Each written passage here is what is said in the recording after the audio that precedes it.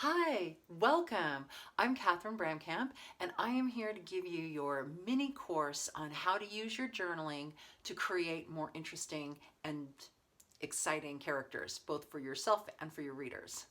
So this module is about journaling in the first place. You may be a brilliant journalist. You probably are, probably a lifelong journalist. Many of us are. But just in case, we've got a couple of projects for you. We've got a couple of different ideas for you, and that's what we're going to do in this video. So your journal can be something that you write, it can be something that you record, it can be something that you type, and oftentimes I get asked, what is better? Is it phoning it in? And I mean that literally nowadays. Is it just recording into your phone, or can you type it in? Do you need to handwrite it?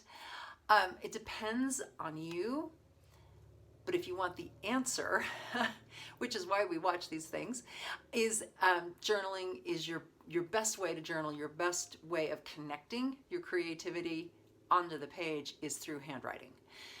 That said, you might find it easier and more and faster I do to type, because I'm a faster typer, and as I create things, as I think of things, sometimes handwriting does not do the job for me. I need to type it to get it all out.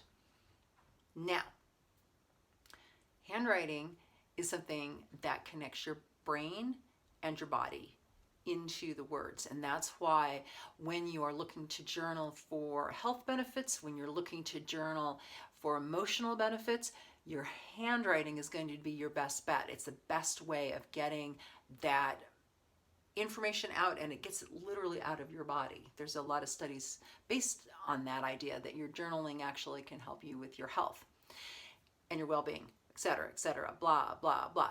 So what I usually do is, if I am stuck with something, let's say a character or a plot point in my novel or a big challenge, and the typing isn't doing it for me, I'll shift over and I will handwrite into a journal, and it breaks up the routine, and it also makes me more aware of what I'm doing. So experiment with this. Phone it in.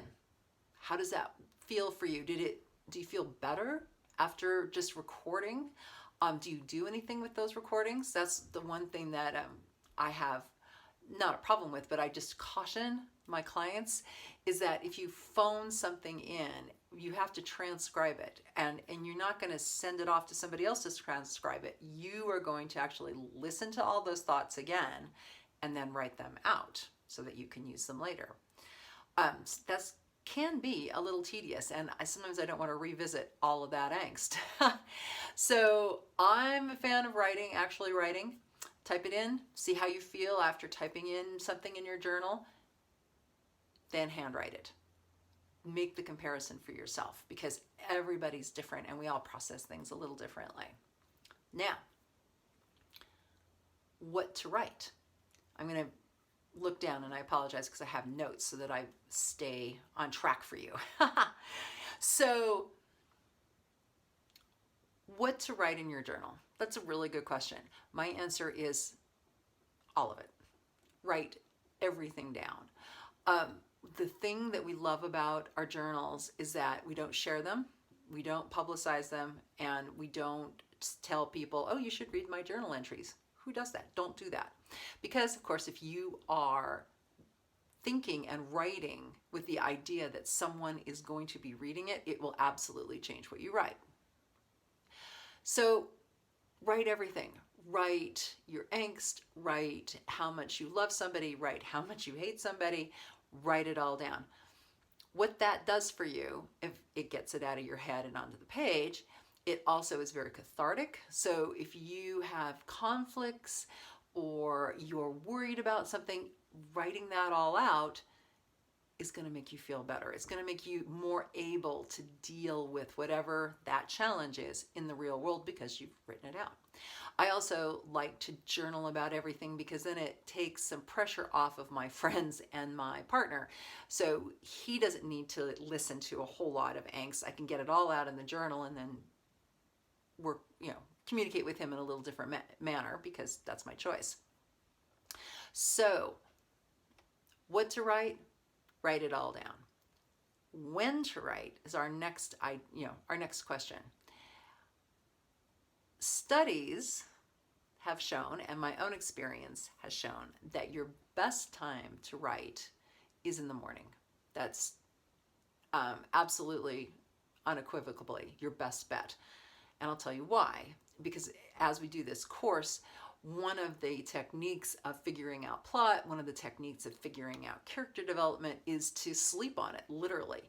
When you sleep on it, your brain gets to work on it in a more positive manner. And what you want to do is wake up in the morning and record all that good information that's going to come out of your head as it considered on your behalf, your challenge. If you wait and you write about it like in the afternoon, or you immediately get up in the morning and you hit the email, or you hit your to-do list, you'll lose the ideas. You'll lose the momentum. I don't want that for you. I want you to wake up in the morning and say, yes, I got this. I'm going to write all of this down. It's going to be awesome. That's what you want to do. You want to be awesome. So first thing in the morning allows you to capture all sorts of things that in real life just float away because our obligations, crush us and we can't be as creative as we want to. So write first thing in the morning. Where to write? That's another interesting question. I have a new house, relatively new house, and I spent probably a good 6 months writing everywhere in the house. I would sit down upstairs and look out a window. I would sit downstairs and look into a wall. I would turn the desk facing towards the door. I turned the faces away from the door. I went all over. And because what I wanted to do was to find out where is the energy, and it's surprising and legitimate. So if you like to face east or west, you want to watch the sunrise, you want the sunrise over your shoulder, you want to watch the sunset, figure that out. I had a student comment that she was very uncomfortable sitting at a desk, which is, again, something to consider.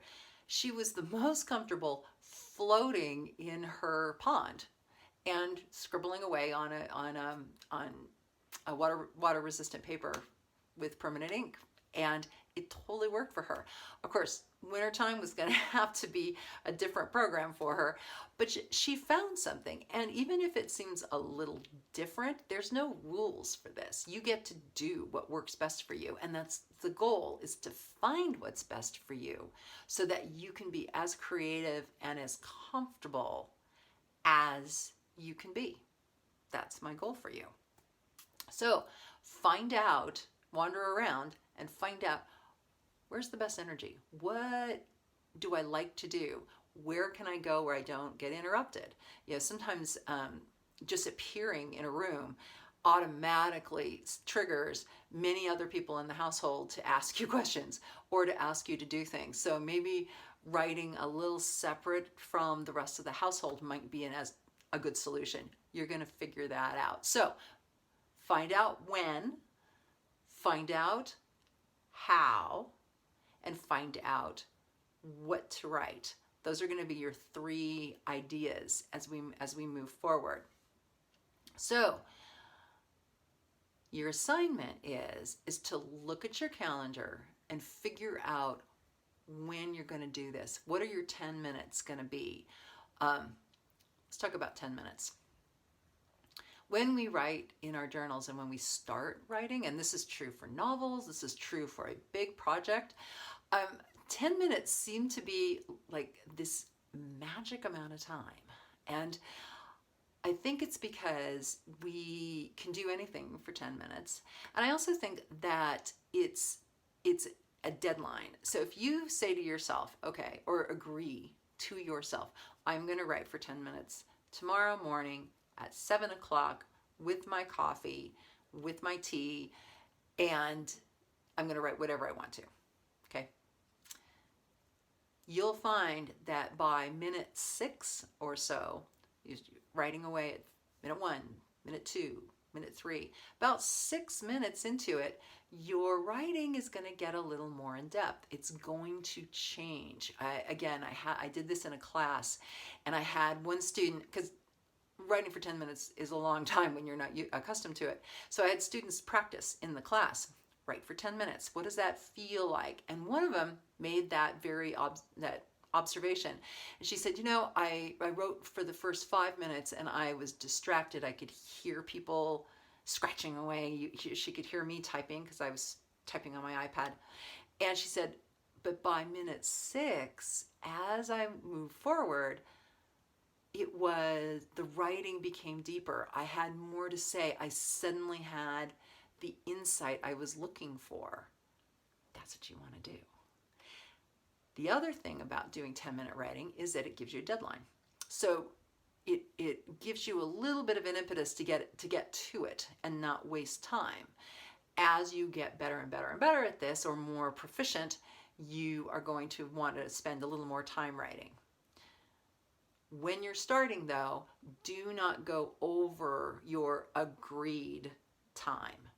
In other words, if you sit down and you say to yourself, to your subconscious, I'm going to write for 10 minutes, and you get to the 10-minute point and you say, and you think, no, I could write a little bit longer. I could do a little bit more. Let's do that. Don't do that. That's like telling a 5-year-old that you're going for a walk and then you don't because you got busy. Do you think she still remembers that? Yes. Yes, she does. Your subconscious is like a 5-year-old girl, and it never forgets anything. Do not screw with your subconscious. If you agree to yourself, I'm going to write for 10 minutes, cut yourself off at 10 minutes. What that does is it trains you and your subconscious to focus and to pay attention, so that the next time you show up to do the 10-minute writing, all of a sudden it's going to come at a much faster pace. It's going to come more easily because you stayed with it and you kept your contract with yourself. Do not break your own contracts. You want to be kind to yourself and you want to be focused. And that's part of our goal for this exercise. So spend a couple of days with your experiment. Wander around, write about things. Get up in the morning and write about what try to remember dreams. Those can be very interesting as for creative input, as we'll talk about later.